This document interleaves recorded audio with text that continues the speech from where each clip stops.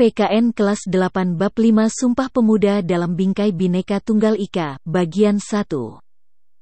Ayo, memaknai semangat Sumpah Pemuda tahun 1928. Perubahan di berbagai belahan dunia banyak dipelopori oleh pemuda. Negara Kesatuan Republik Indonesia lahir karena dipertegas oleh sikap dan komitmen pemuda untuk berbangsa satu dan bertanah air satu, Indonesia. Komitmen untuk bangsa dan tanah air Indonesia diikrarkan para pemuda dalam Sumpah Pemuda tanggal 28 Oktober 1928. Sumpah Pemuda menjadi sangat penting dalam sejarah bangsa Indonesia karena telah menjadi penegas arah perjuangan bangsa Indonesia. Besarnya sumbangsih para pemuda dalam perjuangan membuktikan bahwa pemuda dapat menjadi harapan dan tulang punggung sebuah negara. Soekarno menyatakan, beri aku 1000 orang tua, niscaya akan kucabut Semeru dari akarnya. Beri aku 10 pemuda, niscaya akan kuguncangkan dunia. Begitu besarnya peran pemuda Indonesia dalam mencapai kemerdekaan sepatutnya dipahami oleh generasi penerus bangsa. Dalam bab ini, kalian akan mempelajari dan membangun komitmen terhadap Sumpah Pemuda. Pada gilirannya, kalian dapat menjadi generasi penerus yang dapat mempertahankan semangat Sumpah Pemuda. Arti dan makna Sumpah Pemuda dalam perjuangan kemerdekaan Republik Indonesia. 1. Peran perjuangan pemuda dalam organisasi kepemudaan. Sumpah Pemuda versi orisinal. Pertama, kami putera dan puteri Indonesia mengaku bertumpah darah yang satu, tanah Indonesia. Kedua, kami putera dan puteri Indonesia mengaku berbangsa yang satu, bangsa Indonesia. Ketiga, kami putera dan puteri Indonesia menjunjung bahasa persatuan, bahasa Indonesia. Sumpah Pemuda versi ejaan yang disempurnakan. Pertama, kami putra dan putri Indonesia mengaku bertumpah darah yang satu, tanah air Indonesia. Kedua, kami putra dan putri Indonesia mengaku berbangsa yang satu, bangsa Indonesia. Ketiga, kami putra dan putri Indonesia menjunjung bahasa persatuan, bahasa Indonesia. Apa yang kalian rasakan dan pikirkan pada saat mengamati teks Sumpah Pemuda tersebut dibacakan?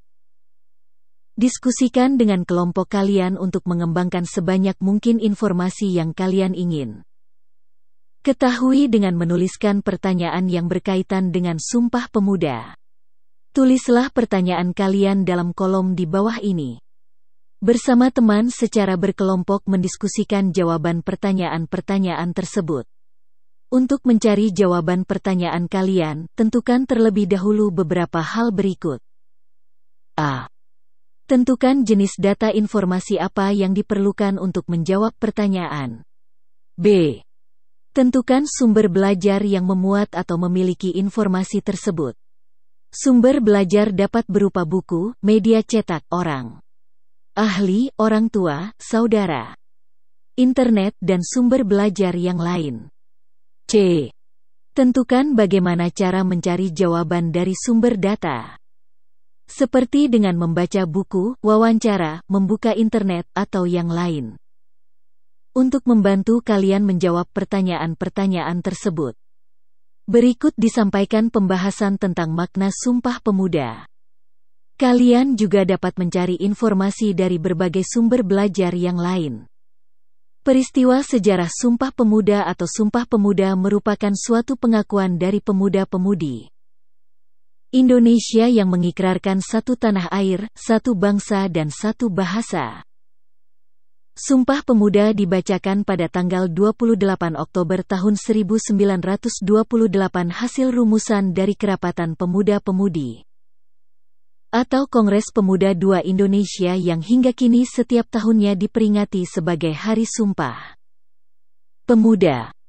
Sumpah Pemuda merupakan babak baru bagi perjuangan bangsa Indonesia karena perjuangan yang Bersifat lokal kedaerahan berubah menjadi perjuangan yang bersifat nasional. Para pemuda sadar bahwa perjuangan yang bersifat lokal adalah sia-sia. Mereka juga sadar bahwa hanya dengan persatuan dan kesatuan cita-cita kemerdekaan dapat diraih. Pada tahun 1908, bangsa Indonesia mulai bangkit. Di bab sebelumnya, kita sudah membahas bahwa kebangkitan bangsa Indonesia ini ditandai dengan berdirinya Budi Utomo. Kurung buka. Budi Utomo. Berdirinya Budi Utomo mendorong bermunculannya organisasi pemuda seperti berikut. 1. Trikoro Darmo. TK. Trikoro Darmo didirikan oleh R. Satiman Wiryosanjoyo, DKEK. Di gedung STOVIA Jakarta pada tahun 1915. Trikoro Darmo merupakan cikal bakal Jong Java. Trikoro Darmo memiliki 3 visi mulia, yaitu Sakti berarti kekuasaan dan kecerdasan, Budi berarti bijaksana, dan Bakti berarti kasih sayang.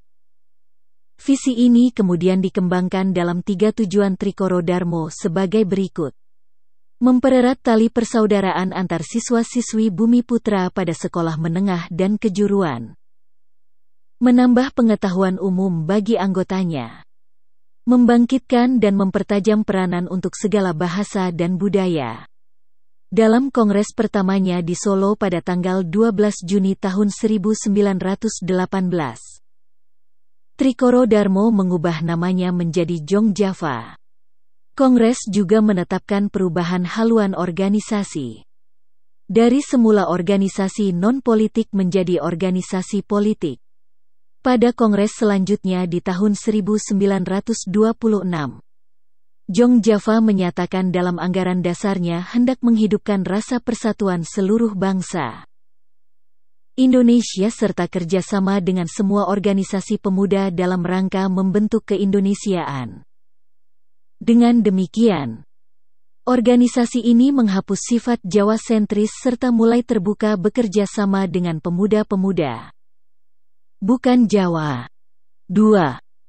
Jong Sumateranen Bon Organisasi Kepemudaan Persatuan Pemuda Pelajar Sumatera atau Jong Sumateranen Bon, didirikan pada tahun 1917 di Jakarta. Pada kongres ketiga, Jong Sumateranen Bon melontarkan pemikiran Moh Yamin, yaitu anjuran agar penduduk Nusantara menggunakan bahasa Melayu sebagai bahasa pengantar dan bahasa persatuan. Jong Sumateranen Bon melahirkan tokoh-tokoh besar seperti Moh Hatta, Moh Yamin, dan Bahder Johan. 3. Jong Ambon, Jong Minahasa, Jong Celebes. Jong Ambon didirikan pada tahun 1918.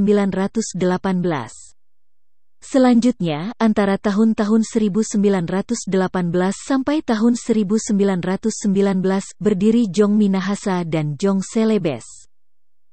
Salah satu tokoh yang lahir dari Persatuan Pemuda Minahasa adalah Sam Ratulangi. Organisasi pemuda lainnya yang bergerak untuk mewujudkan cita-cita Indonesia merdeka adalah Sekar Rukun 1919.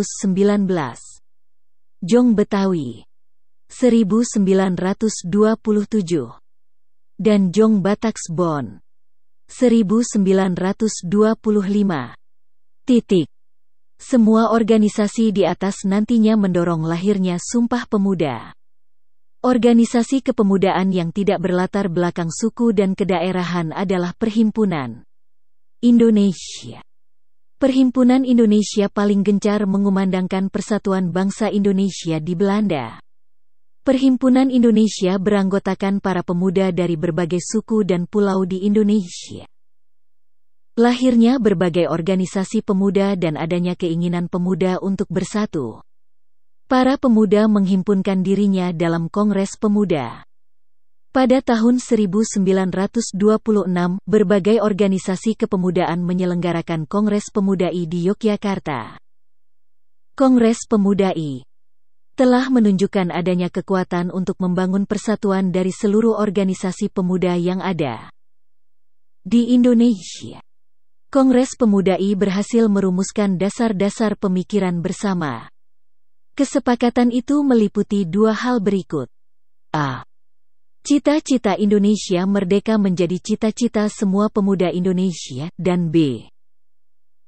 Semua perkumpulan pemuda berdaya upaya menggalang persatuan organisasi pemuda dalam satu wadah.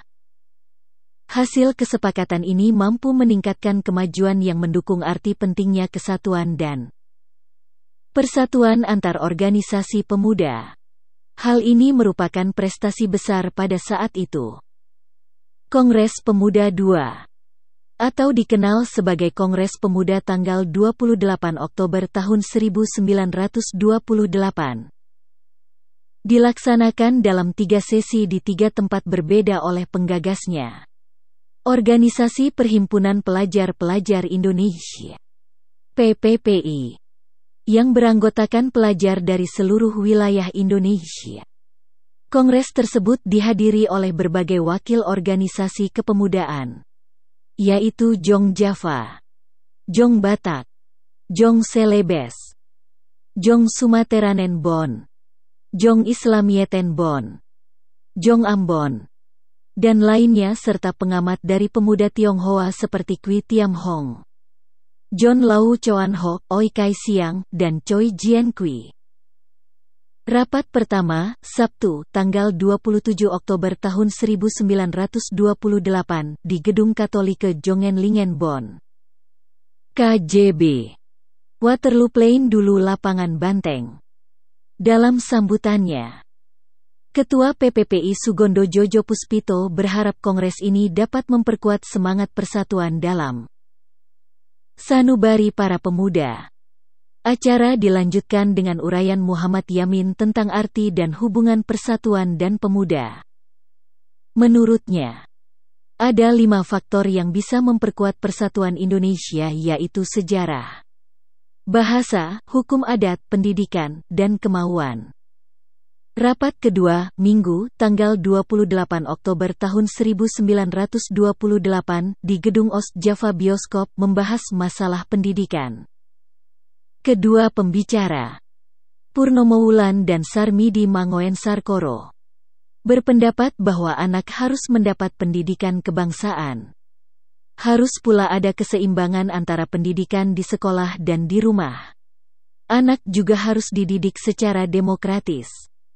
Pada rapat penutup, di Gedung Indonesia Klub Gebou di Jalan Kramat Raya 106, Sunario menjelaskan pentingnya nasionalisme dan demokrasi selain gerakan kepanduan. Ramelan mengemukakan, gerakan kepanduan tidak bisa dipisahkan dari pergerakan nasional. Gerakan kepanduan sejak dini mendidik anak-anak disiplin dan mandiri. Hal-hal yang dibutuhkan dalam perjuangan. Adapun panitia Kongres Pemuda sebagai berikut.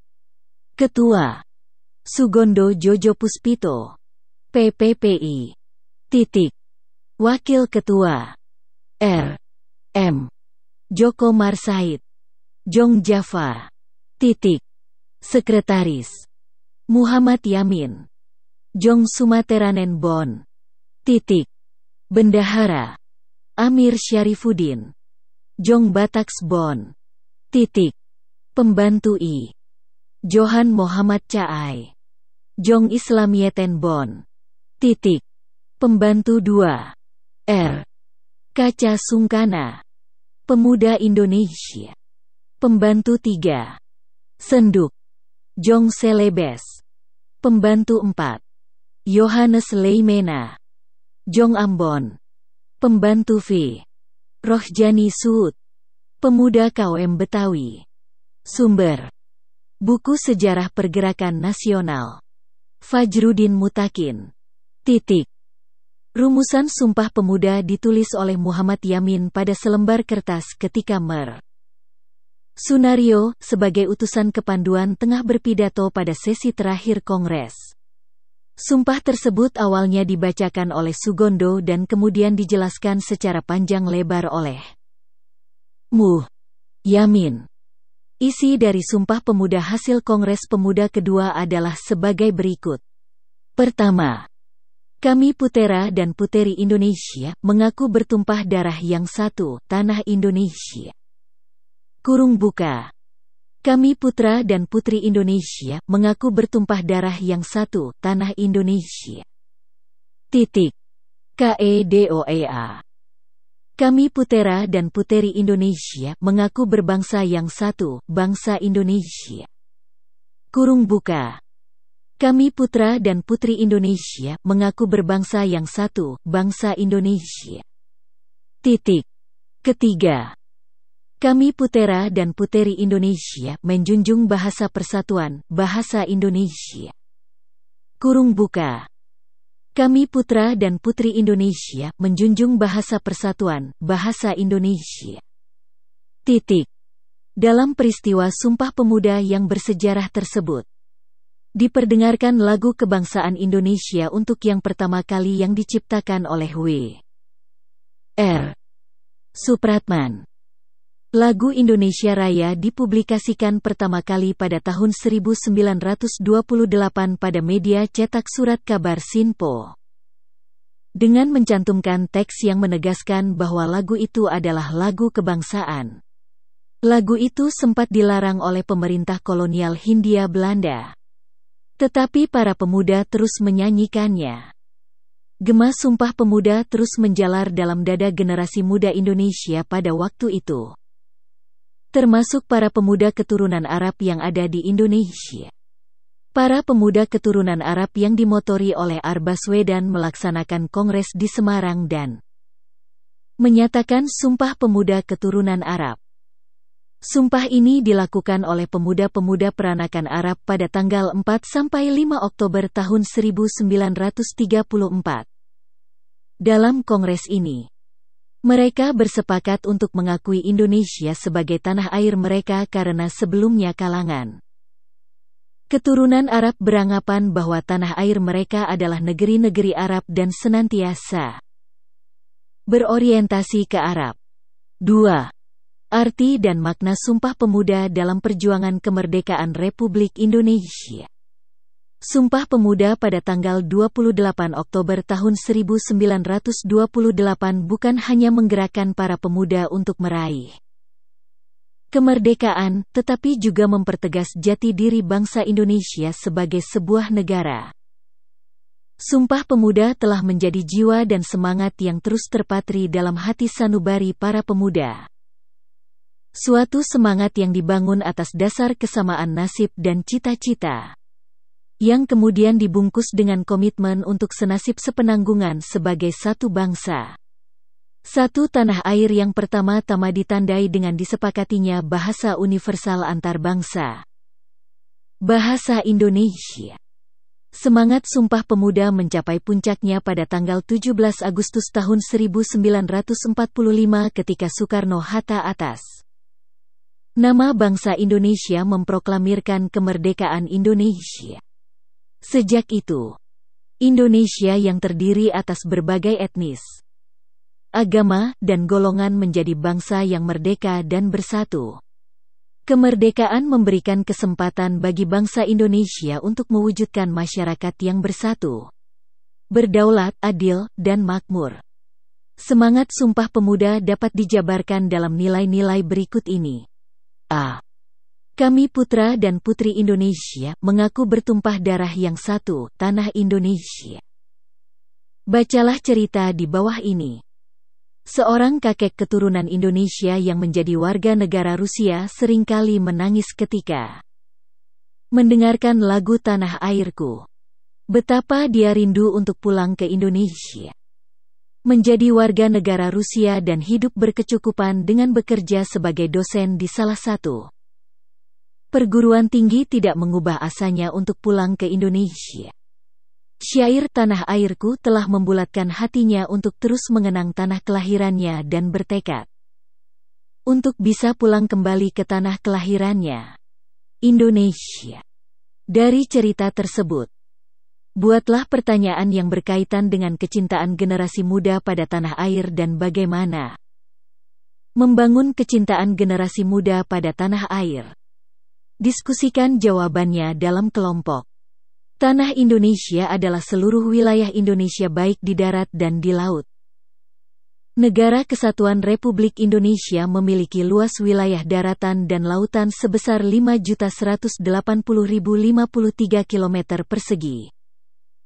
Wilayah yang luas ini menempatkan Indonesia sebagai negara terluas ke-7 di dunia setelah Rusia, Kanada, Amerika Serikat, Cina, Brasil, dan Australia. Menurut letak astronomi, Indonesia terletak pada 6 derajat Lu. Lintang Utara 11 derajat LS. Lintang Selatan dan antara 95 derajat BT. Bujur Timur 141 derajat BT. Bujur Timur. Indonesia disebut juga Nusantara. Nusantara berarti kepulauan yang terpisahkan oleh lautan.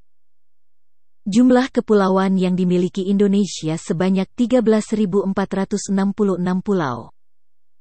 Tanah Indonesia sangat indah dan kaya. Bangsa lain menyebut Indonesia sebagai Zamrud Khatulistiwa. Sebagai warga negara, kita sepatutnya bangga terhadap tanah air Indonesia. Kita hidup di negeri yang sangat indah.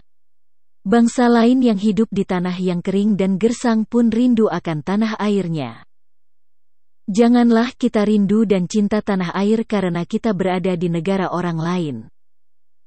Kita bangun kecintaan dan kebanggaan terhadap tanah air Indonesia sekarang ini dengan aksi nyata. Seperti menjaga dan memperhatikan lingkungan sekitar kita. Kami putra dan putri Indonesia mengaku berbangsa yang satu, bangsa Indonesia. Pengakuan kita sebagai bangsa Indonesia merupakan bentuk dari paham kebangsaan. Paham kebangsaan disebut juga kesadaran berbangsa. Rasa kebangsaan Indonesia tumbuh dari sejarah panjang bangsa. Berawal dari hasrat ingin bersatu penduduk yang mempunyai latar belakang yang sangat majemuk. Kemudian berkembang menjadi keyakinan untuk menjadi satu bangsa yang akhirnya dideklarasikan oleh sejumlah pemuda pada saat Kongres Pemuda tanggal 28 Oktober tahun 1928. Kita sebagai generasi penerus mempunyai kewajiban untuk melestarikannya. Pelestarian rasa kebangsaan Indonesia merupakan salah satu usaha untuk tetap tegaknya negara Kesatuan Republik Indonesia. Sebagai bangsa, kita tetap harus optimis. Karena masih banyak potensi bangsa ini yang dapat dikembangkan demi tetap terpeliharanya rasa kebangsaan dan dapat dijadikan pijakan untuk usaha-usaha memelihara dan meningkatkan rasa kebangsaan Indonesia itu sendiri. Kami putra dan putri Indonesia menjunjung bahasa persatuan, bahasa Indonesia. Sumpah Pemuda menegaskan bahwa bahasa persatuan adalah bahasa Indonesia. Bahasa Indonesia memiliki peran yang sangat menentukan dalam perkembangan kehidupan bangsa Indonesia dalam masa perjuangan kemerdekaan. Bahasa Indonesia berhasil menjadi alat komunikasi untuk membangkitkan dan menggalang semangat kebangsaan dan semangat perjuangan dalam mengantarkan rakyat Indonesia ke depan pintu gerbang kemerdekaan. Kenyataan sejarah itu berarti bahwa bahasa Indonesia sebagai bahasa persatuan telah berfungsi secara efektif sebagai alat komunikasi antar suku, antar daerah, dan bahkan antar budaya. Bahasa Indonesia ditetapkan sebagai bahasa negara. Bahasa Indonesia menjadi alat komunikasi dalam kehidupan bermasyarakat, berbangsa, dan bernegara. Bahasa Indonesia tidak hanya digunakan sebagai bahasa resmi dalam penyelenggaraan kehidupan negara dan pemerintahan, tetapi juga sebagai bahasa pengantar pada jenis dan jenjang pendidikan, sebagai bahasa perhubungan nasional, terutama dalam kaitannya dengan perencanaan dan pelaksanaan pembangunan nasional, sebagai sarana pembinaan dan pengembangan kebudayaan nasional. Kedudukan bahasa Indonesia sebagai bahasa persatuan dan bahasa negara masih harus terus dimantapkan. Kalian semua tentunya sudah terampil berkomunikasi dengan menggunakan bahasa Indonesia. Hanya seringkali seorang siswa tidak menggunakan bahasa Indonesia dengan baik dan benar. Penggunaan bahasa Indonesia dengan baik dan benar mempertegas jati diri kita sebagai bangsa.